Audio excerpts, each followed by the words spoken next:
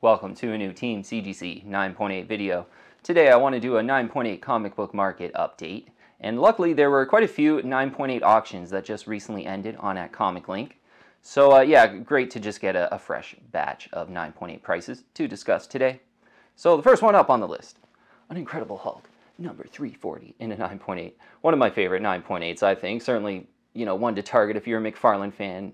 Second fight ever of a Wolverine versus Hulk. But saw one sell for $1,300 in a 9.8 on these Comic Link auctions. Great to kind of see this one go in kind of a fire sale auction. Feel like most of them sell nowadays in sort of a buy it now or best offer kind of deal.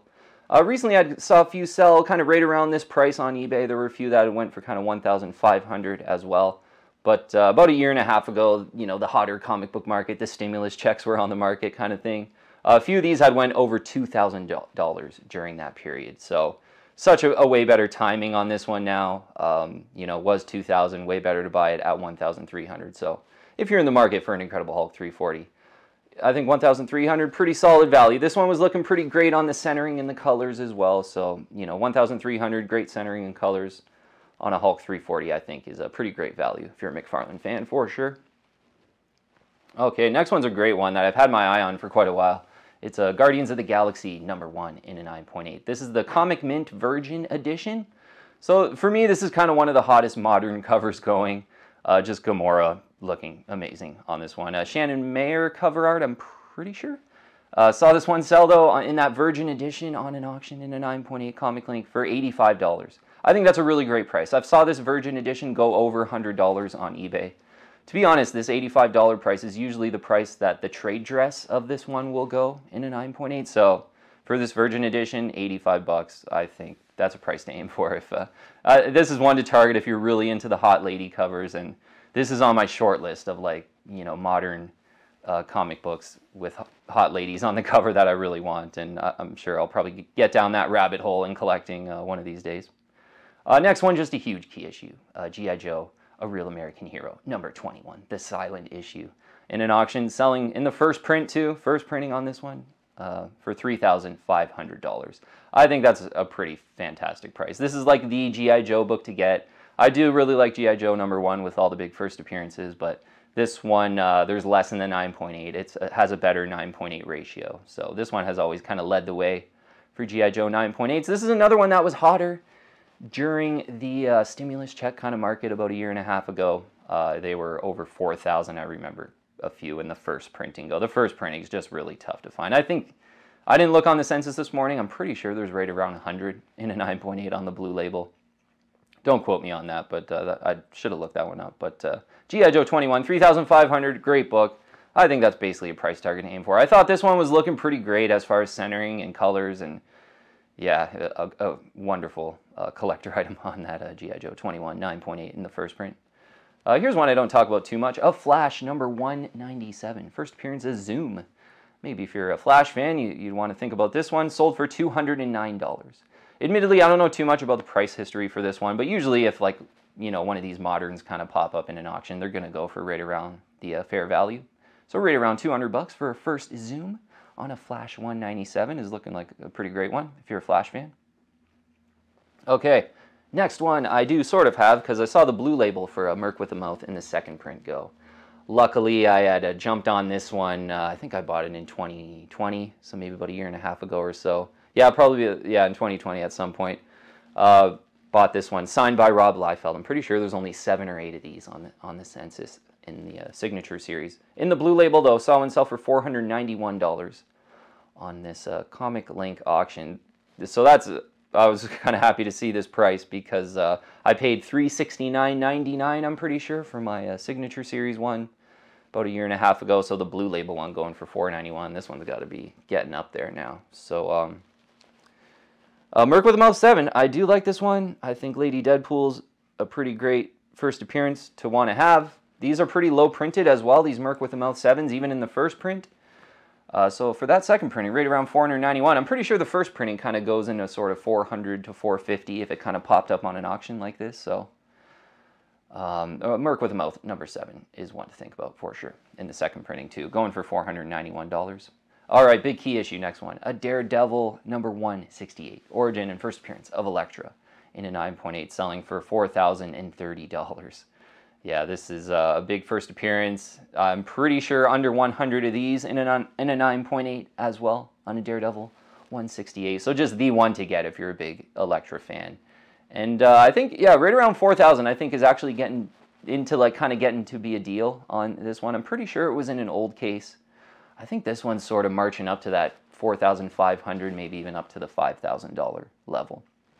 Big key issue though, part of that Frank Miller Daredevil run, one of those if you're in the market for a Daredevil 168, selling for $4,030, just a little over 4,000 US dollars. Okay, next one, Batman New 52, number 6. Kind of one I want to keep an eye on. This is the first full appearance of the Court of Owls, basically. And in the first printing, saw one sell for $350. That's a pretty great price. I think this one kind of came out of nowhere where people were speculating on it that maybe the Court of Owls will be in the Batman movie, but that didn't really happen. And but this one, $350, still kind of holding its value. Interesting, I saw the variant version for this one in this group of auctions on Comic Link in a 9.8 go for $350 as well. The same price as the first print. That's really interesting. I think the variant is a cooler cover, and whoever picked up that variant for $350 in a 9.8, I think that's a steal. So both of them going for $350. Seems like that one's hanging in there, yeah, kind of post the Batman movie, although still some hype being generated from the Batman. I was able to see it in the last week here, and it's a great movie. So that one might still cool down a little bit. Batman New 52, number 6. Batman Adventures, number 12 in a 9.8. In the first print, great looking one, sold for $3,400. So we kind of talked about this one because I saw a price. It was like in a Canada auction, kind of stealthy auction, sold for $2,600 and something. And I said, wow, like, you know, this one, if you can get it around $2,600, I think you want to get in there now on a Batman Adventures 12. A really tough 9.8 for a 1990s comic book. And that big first appearance is a no-brainer for sure of Harley Quinn. Now up to $3,400. They had been going sort of $3,100. Saw that one pull back to $2,600. This one going for $3,400. So this one's kind of bouncing back. And it is pretty much one of the best 1990s 9.8s to buy. $3,400 on a Batman Adventures number 12. Batman 423, the next one, had sold. Got a couple of these in a 9.8 for $2,100. And we had saw quite a few of them sell for like 2,000, or one or two sort of went for 2,500. And I think there's one or two on eBay right now for 2,500. I think that was going to go down as probably a bit of an overpay, maybe paying up during the Batman movie because, you know, someone was excited. 2,100, I think looking more reasonable. This one still might cool down just a little bit given the Batman movie. And, you know, be patient on this one. I think you might be able to get it for like 1,900 in the next, you know, 6 to 12 months kind of thing. But not too many Batman 423s out there in the 9.8. The McFarlane cover to get if you're like a McFarlane and a Batman fan like I am. So one selling for $2,100. Batman 608 in the second printing, like the classic Jim Lee Batman cover to get. Yeah, like the 423's the McFarlane one to get. This is the Batman Jim Lee one to get in this second printing. Pretty low printed second printing in a 9.8 selling for $655. The more I think about this one, I feel like this one's going to be a great investment grade one where similar to how Batman 423, like when I bought mine, they were $450 or so. Now it's $2,100. Like I feel like a Batman 608 second print has some of that potential. Like maybe it won't get up to 2,000 because it's not an 80s book, but I think Batman 608 in the second print is going to be a good investment grade 9.8 comic. Let's call it one selling for $655. Alias number 1. Yeah, I like this one as well. First appearance of Jessica Jones. I feel like Jessica Jones could kind of come back in the MCU. I really like the actress that played her on the Netflix shows and stuff like that. $385, one of these sold in a 9.8. Saw one sell like kind of recently for $400, so anywhere under $400 is pretty much, I think, a screaming buy on an Alias number 1, especially if you're a Jessica Jones fan. I saw one of these first appearance of the Calypso book. I just talked about this on last video. Amazing Spider-Man 209 in a 9.8 selling for $561. And I think like a couple completed listings we talked about, one was like $600 and one was like maybe like $570 or something like that. So that's just maybe a little bit below that, those other sales. Pretty much a price to aim for, I think, if you like that idea, or maybe you're a Calypso Craven fan. And I think, yeah, there's some potential there. Yeah, someone on the team had mentioned it was Calypso is like cast for some kind of movie. So I don't know anything about that personally, but I think you know, an Amazing Spider-Man 209 is a pretty solid, overlooked Spidey key to consider in the 9.8. With that first appearance of Calypso, $561 it sold for. An Amazing Spider-Man 252, this one, in a direct edition in a 9.8, selling for $1,703. So this one kind of cooling down a little bit, and I think, you know, that Tom Holland Spidey movie came out. There were kind of hints that maybe it's like a Venom or a black costume Spidey movie. I think that was at the end of the Carnage movie, Let There Be Carnage movie. So, you know, this one kind of stayed hot during that period and saw a couple sell like for $2,200 in a direct edition and around $2,000 as well. $1,703. So this one just cooling down maybe a little bit. I did say you don't want to get in there at $2,200. That seemed a little bit too much. When they came back to $2,000, I thought you could start thinking about this one. Right around $1,703 though. I think that's pretty much a price to aim for if you want an Amazing Spider-Man 252. Maybe they'll cool down just a little bit, like $1,600, I think. At that point, you just want to get in there if you don't have this one, because it's kind of a no-brainer, 9.8. And yeah, I got a direct edition and a newsstand in a 252. Just one you want if you're investing in 1980s 9.8s. And next one, an Amazing Spider-Man 300 in a 9.8. Sold for $5,100. Direct edition, 9.8. The last one we talked about sold for $5,000. And then, like, you know, 3-4 weeks ago, a few had went for like $5,200 to $5,600. So we'll call the price range right now like $5,000 up to $5,600, maybe, if you really, really wanted an Amazing Spider-Man 300, and it was looking really good in the 9.8. Next one, great one to see sell in kind of a fire sale auction as well. An Amazing Spider-Man 316 in a 9.8, selling for $900. Yeah, we talked about this one on a recent video, and I said, like, a couple are kind of going over 1,000 occasionally, but you know what? I think you probably just want to be patient. Anywhere under 1,000, though, I think Amazing Spider-Man 316 is starting to make a lot of sense, because, yeah, about a year and a half ago during the really hot comic book market, there was like one or two, I'm pretty sure, that sold for $2,000.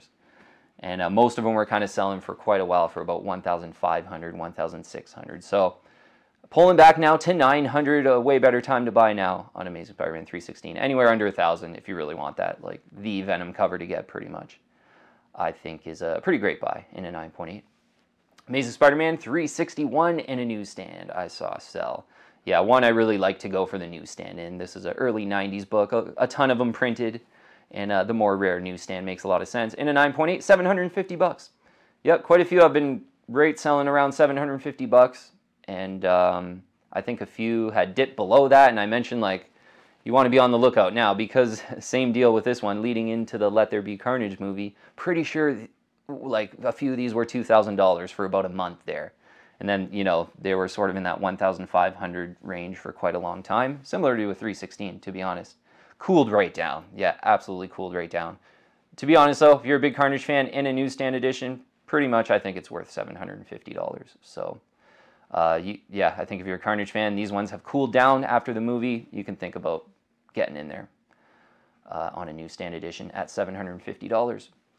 Next one, a Miss Marvel, number 18. There was one on eBay I was watching, and probably should have waited until that listing kind of ended, because I'd mentioned on that video, like, I wasn't really finding any recent sales on the Miss Marvel 18 in a 9.8. But this one had sold for $2,931.42 in an auction. Looking okay. It wasn't like the best overall centering and colors, but, you know, a decent copy in a 9.8, white pages. So clearly on that video, I said one had sold for $1,200, and I did see one on a heritage auction on the research I did in March of last year, sold for $1,200. So, you know, this is just a good example of, like, how 9.8 investing is great. Like, last year, this one was $1,200 in March. We're about a year later, $2,931.42, and I don't really know of any, like, Mystique rumors or anything like that. This is just a tough 9.8, not a lot of them out there, a low 9.8 ratio, a great cover, first full appearance of Mystique, so you could have bought it last year for $1,200. Now it's $2,931.42 on this auction. Last one, Earth 2, number 19. Yeah, I was really pumped to see one of these sell in an auction too. A lot of times you just see this one, it's like $1,300 or best offer, like people are just trying to get top dollar. But on this Comic Link auction, in a kind of fire sale auction, Earth 2 19, first appearance of Val Zod Superman in a 9.8, sold for $396. that's an absolute price target to aim for on this one. I'm actually kind of hitting myself. Like, usually I don't buy from Comic Link, but I was really thinking of getting in there on this one, and I think I was going to put it a bid of sort of $425 to $430, and hopefully it went right around the $400 level is pretty much what happened. But it's one I want, and I think it's a modern that has a lot of potential. Yeah, kind of similar to like an Ultimate Fallout 4, you know, before it really blew up. So an Earth 2 number 19 in a 9.8 white page for $396 is a price target to aim for, 100%. All right, that's the full list. I will have all the lists and the prices in the description below if you want to have a quick look. But always great to just get a fresh list of prices. I love these like fire sale auction prices too. I think you get a really good idea of what the fair value is on some of these books. And yeah, interesting. I think maybe the market's taken a bit of a breather here with Amazing Spider-Man 252 below 2,000. Like most of those have been over 2,000. You know, the Venom books are kind of cooling down, certainly, from a year and a half ago. But then like a really solid 9.8 on the census. Miss Marvel number 18, clearly that one has trended up in price, as we discussed. And a G.I. Joe 21, which is just one of those like no-brainer G.I. Joe 9.8s. That's really tough in a 9.8. Great collector item.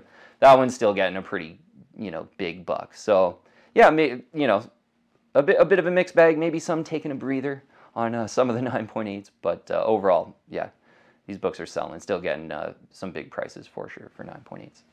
All right, team. Thanks so much for watching, though. I'll see you on the next one. If you're liking my content, please subscribe and hit that bell, and I'll keep you updated on future videos.